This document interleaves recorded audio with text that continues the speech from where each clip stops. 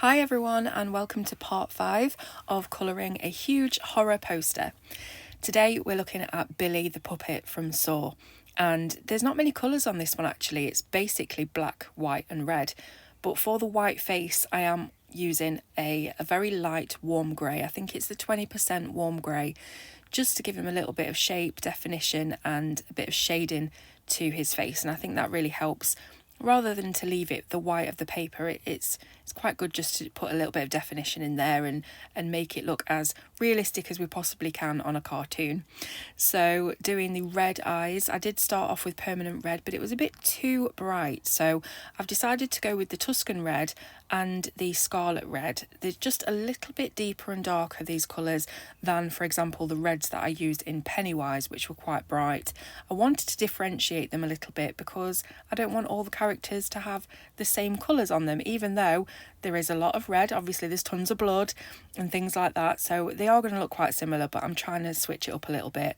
I did make the corners of the mouth pointed because they are on the original source material, so again I'm just trying to adjust little bits of the illustration to better fit what I think looks best.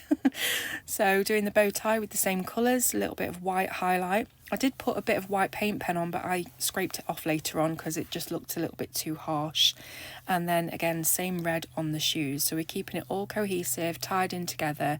As I say, there are only really 3 colours on this particular character, so it's quite difficult to do anything different with it. But for the hair, obviously we know his hair is black, but I used the colour black and also warm grey 90% and warm grey 70%.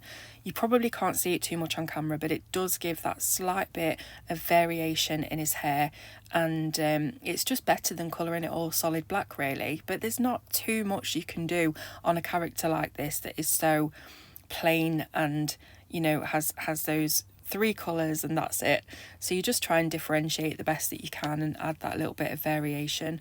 Using the same colours on the jacket as well, which actually turned out okay because you are creating a little bit of a velvety sort of look with those warm greys rather than just colouring it solid black. And I think that helps again to make it look a bit more 3-dimensional than just a solid colour.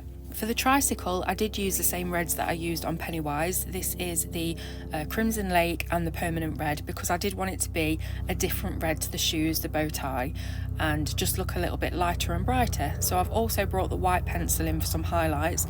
We do want this to look quite metallic if possible. And again, for the wheels we're using black, but this time instead of warm greys we're using cool greys.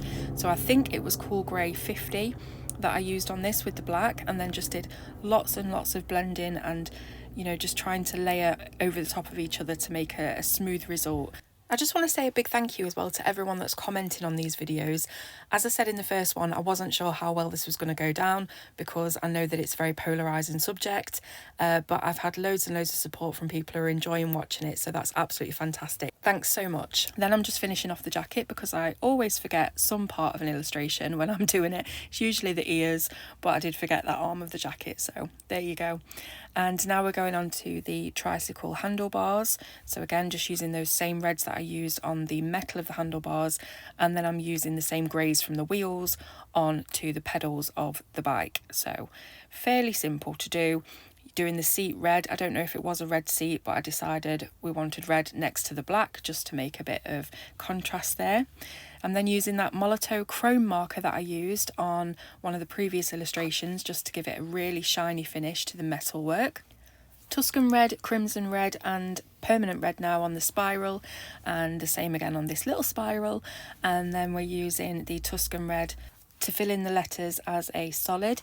I didn't really know what I wanted to do with the letters, but I thought I'm going to make them a really dark, deep, sort of congealed blood red, just to be in with the theme of the illustration basically. And then again, that bit of 20% cool grey around the edge of the bubble. And here he is. Hope you've enjoyed it, and I'll see you on the next one.